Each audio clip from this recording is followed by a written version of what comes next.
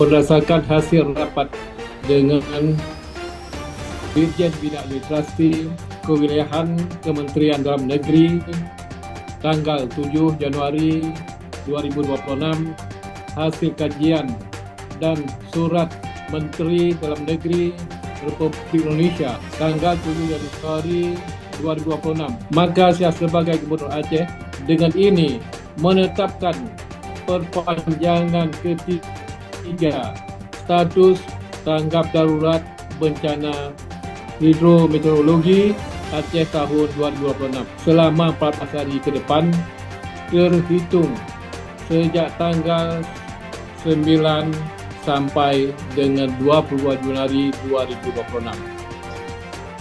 Mengingatkan untuk yang pertama, perkuat koordinasi dengan status pemulihan pasca bencana kementerian, lembaga dan seluruh stakeholder yang terlibat dalam penanganan darurat bencana.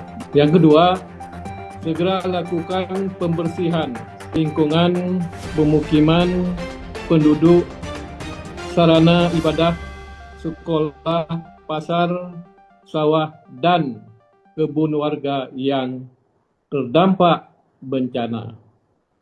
Yang ketiga, lakukan pemerataan distribusi logistik untuk korban bencana hingga ke pelosok kampung yang masih terisolir.